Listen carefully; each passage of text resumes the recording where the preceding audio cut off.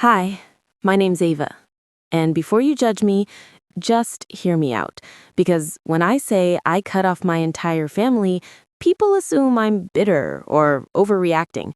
But when you've been treated like a burden your whole life, walking away becomes the only way to survive.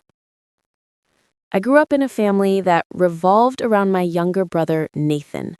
He was the golden child, smart, charming, and apparently the sun around which we all had to orbit.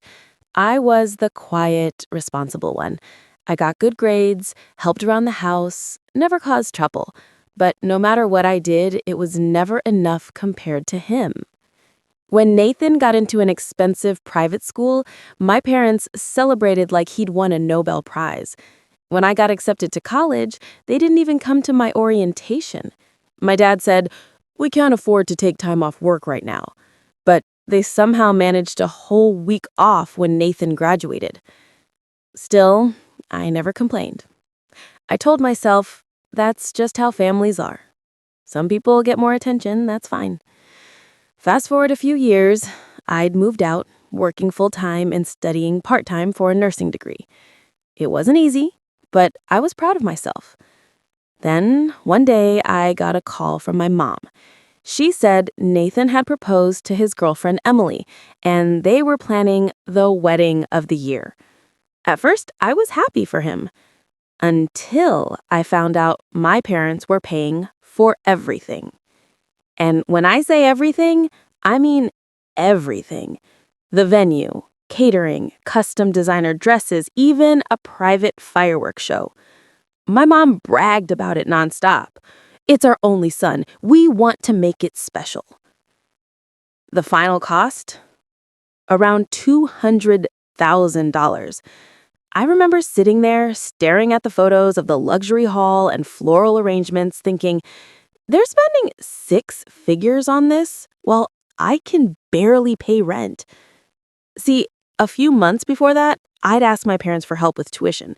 Not even a big amount, just a small loan to cover my last semester until I got my license. My dad told me they couldn't afford it right now. I believed him. I scraped by, working double shifts, barely sleeping, just to make it through. Then I saw how much they poured into Nathan's wedding. And I realized it wasn't that they couldn't help, they just wouldn't. When I brought it up, my mom snapped, "You're being selfish. It's not a competition." A competition? I wasn't trying to compete. I just wanted to feel like I mattered too. Still, I went to the wedding, mostly because my grandmother begged me to. She said, "Don't make a scene. Family is family." The wedding itself was ridiculous. A giant ballroom, crystal chandeliers, a 10-tier cake.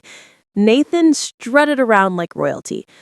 I tried to stay polite, but when I congratulated him, he said, "You should find someone soon, Ava. Maybe then Mom and Dad will have something to celebrate about you." That stung.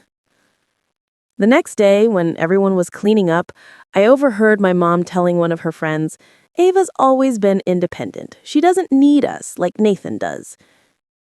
That's when it hit me. They'd convinced themselves that ignoring me was a compliment, like I was too strong to deserve care. After that, I pulled away. I stopped calling as much, stopped showing up for holidays. My parents didn't notice, or maybe they didn't care. Then one day, my mom called again. Nathan and Emily were expecting their first child. My mom wanted me to come home and help for a few weeks since Emily was exhausted. I told her I couldn't. I was recovering from surgery after a work injury. She paused, then asked, "Can't you just push through? Emily really needs you." That broke something in me. I said, "You had no problem watching me struggle when I needed help. Now you expect me to drop everything for them?" She got quiet, then said, "I can't believe you'd hold a grudge like this. You're supposed to be family." I laughed. Family goes both ways. And I hung up. After that, I went no contact. I blocked their numbers, muted them on social media, everything. A year passed. I thought I'd finally moved on. But then I got a message from Emily. She said, "I don't know what your issue is, but your parents are heartbroken. You should at least call your brother. He misses you." I didn't even reply. Because here's the truth. They don't miss me. They miss the version of me that kept quiet and made their lives easier. Since then, I've built my own peace.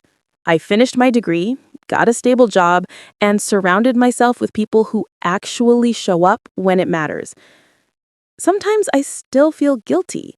Cutting off your family isn't easy, but every time that guilt creeps in, I remember the night I begged them for help and got called selfish.